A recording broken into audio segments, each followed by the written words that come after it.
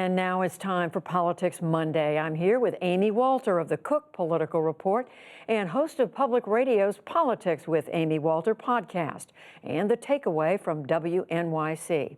And in Orlando, Florida, gearing up for President Trump's rally tomorrow, Tamara Keith of NPR. She also co-hosts the NPR Politics podcast. And hello to both of you. So, Tam, since you are in Orlando, let's talk about what the president is expected to do tomorrow. What are you expecting, and why Orlando? Why Florida? Well, already they have the roads shut down around the arena where this rally is going to take place. It's going to be sort of a big classic Trump rally, like the ones that he held toward the end of his campaign, where he filled arenas all over the country. And there will be tailgating because Trump rallies are in some ways like going to see the Grateful Dead. You get to hear the songs you want to hear, and he always plays the greatest hits, if you will. So why Florida? I came down here a day early to do some reporting. I went to the Villages, which is this area that is this very fast-growing community outside of Orlando. Lots of political reporters visit the Villages. About more than 100,000 people live there, and they're all senior citizens pretty much, and most of them are Trump supporters. The Republican population is strong there, and they're high turnout voters. And what is here in the Orlando, the Villages is going to send 5 busloads of people to that rally. What is here is it's a state that President Trump needs to win if he wants to get another term. And they use these rallies to organize people, to register people to vote, to get names and numbers so they can follow up later. So, Amy, we've known, it's not a surprise the president's running for re-election. I think he announced it on the day he was inaugurated.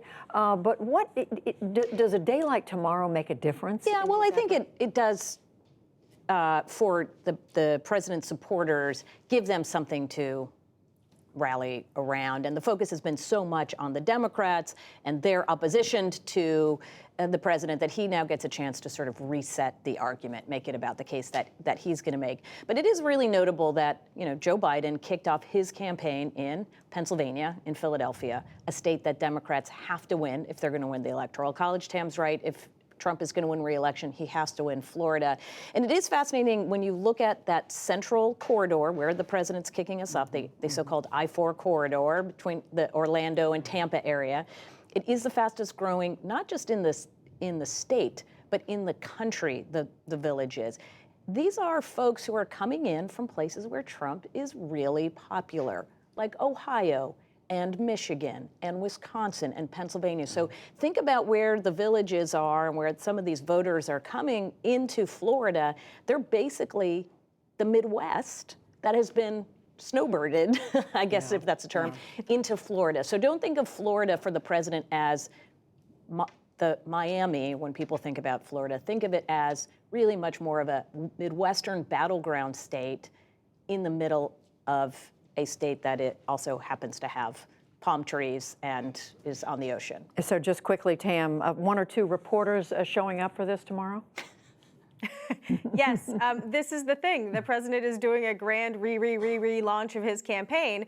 And, Joe Biden had 2 bites of the apple with his launch. The video and the rally, Kamala Harris, all of them have gotten attention at least twice on the Democratic side. And so President Trump is looking for a little bit of that attention as well. So, Amy, let's go back to what we were talking about, or at least what Yamiche was reporting on, and that is the Democrats. They're campaigning all over the place, but a number of them were in South Carolina over the weekend. And there's a new poll out in South Carolina, which has some pretty interesting numbers. We're going to show all of you. We try not to overemphasize polls, but this one is kind of striking. Joe Biden, yes, he's still in the lead at 37%, but he's dropped 9 points since the last poll. The other dramatic change, Elizabeth Warren up 9 points. She's at 17, still far back. But looking at these numbers and these candidates, what do you see, Amy? Well, what we see is a continuation of a trend we've seen for the last week or so in national polls and other state polls, which is Elizabeth Warren and to a certain extent Pete Buttigieg rising and Bernie Sanders starting to see a little bit of a slide. And even Biden's starting to see a little bit of a slide. There was a national poll out by NBC, Wall Street Journal over the weekend showing that the enthusiasm for Biden has slipped a little bit since an earlier poll this spring, while enthusiasm for Elizabeth Warren has gone up. So I think we had been hearing from folks on the trail that, boy, Elizabeth Warren is getting a lot of second looks. I'm hearing from a lot of people in these early states saying they want to hear more from Elizabeth Warren. So that sort of the discussion that people were having on the ground is starting to show up in the polls. It's not huge movement, but it's that Joe Biden remains the front runner. But when we're now seeing about where that next tier of candidates, who's shaping up to now challenge Biden, who's shaping up to be the leader in the left of center debate for the Democratic Party, I think Elizabeth Warren now has really made a significant move. Interesting. And Tam, I know you're following these candidates as much as you can. At the same time, you're following the president, who belongs to the other political party. But South Carolina is a different, it's obviously its own state, but it's going to say something different when South Carolina voters vote. Yeah, I think that is what all of these candidates are looking to do. Not only do they want to win the South Carolina, but they want to be able to say, look, I won South Carolina. South Carolina represents a more diverse version of the electorate, more closely reflects the Democratic voters nationwide that will be voting in November. And they are looking to be able to show that they can garner excitement among African-American voters who will be critical in states like Wisconsin and Michigan and Pennsylvania. Meanwhile, Amy, we did, at the end of last week, learn which candidates are going to be debating on which nights. 20 of the 23 were chosen, made the cut. And we're going to show everybody again what that lineup looks like on Wednesday night, June the 26th.